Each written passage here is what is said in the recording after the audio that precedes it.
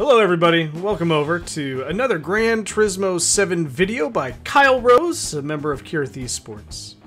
In this video today, what I want to do is talk to you about using traction control, and if you're not using it, why you should.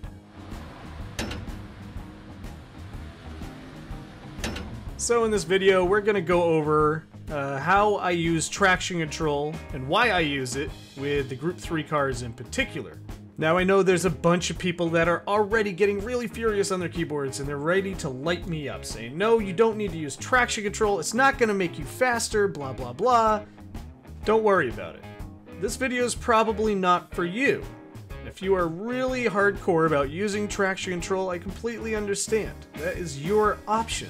But this is for some people who are wavering on the edge, whether or not they should use traction control. Say they constantly have problems with the car rotating under low speed corners or getting on the gas early. Maybe people want to find a solution to try and solve that.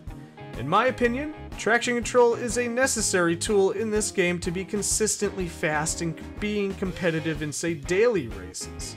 You can't really make a mistake in this game or else it punishes you pretty heavily, especially when you're racing online in more competitive lobbies than playing around with the AI.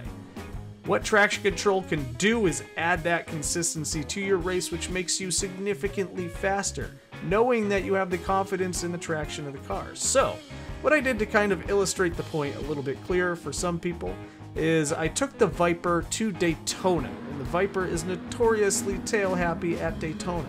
So what the test entails is taking the stock Dodge Viper around the Daytona road course and just doing some lap times back to back and seeing how long it gets me to get up to speed in the Dodge Viper with traction control and without traction control, and then trying to find the fastest lap between using traction control and not using traction control.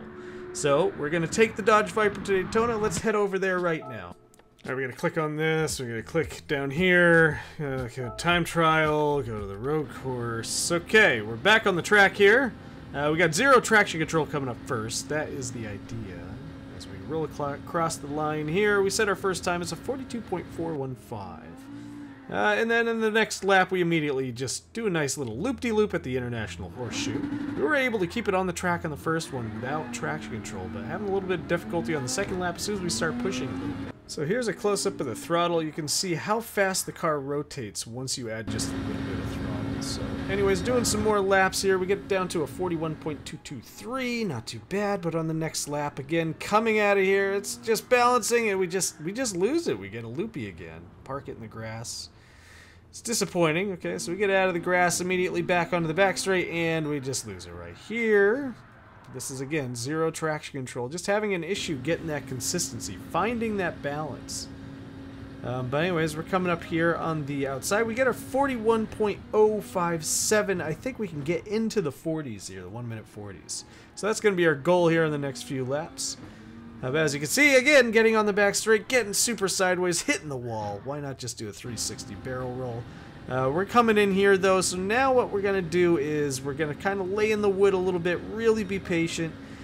We got ourselves a 140.834, which means we're finally cracked into the 140s. I'm thinking, okay, that's pretty good lap time. I haven't tried with traction control yet. Anyways, here we are. We're doing our first lap with traction control set on 1. I wonder what it could be. And let's see, it is a 40 flat. It's a 40 flat. So here is the few more laps just to confirm what I was seeing. This is with traction control off. I got a 140.2 as my best lap. I was like, oh, I'm getting closer. Maybe we could keep leaning into it a little bit. But I was unable to really get down there. As you can see, my lap times kind of pushed out a little bit further. So we're going to try just one more lap with traction control on at the end of this session and see what we can get out of it. Now, what you can also see while I'm doing this lap is how early I can get on the throttle without the car really upsetting. There's a lot more confidence in my driving style. I'm putting purple sectors in here with the traction control on. You can actually see it working sometimes on the straightaways, helping keep this car planted. But look how early I'm on it. Traction control works overtime, and you can see that the car still gets out of the hole really well in this game. One thing is, you can see I'm not just stabbing the gas too for the traction control. I'm still modulating the throttle carefully onto the back straightaway here, so that way the car doesn't step out too much. If you stab the gas, the traction control won't work as effectively here. So I'm finding a lot of speed by getting on the gas confidently and early, and that allows the traction control to not be overbearing and slow the car down dramatically. So you can see we're hucking it through the bus stop nicely here. We're taking the same line nearly every time on the previous laps, and we're still hitting purple sectors. So we're coming down here on the main straightaway yet again, working with traction control coming out of that bus stop as well. It allows me to you can still control the slide of the car through the bus stop with traction control set on 1. We're going to come across the line, and this is going to be my best lap of the night, 139.413.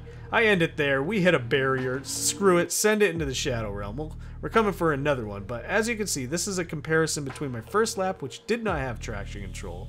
You can see that the bus stop sector was faster.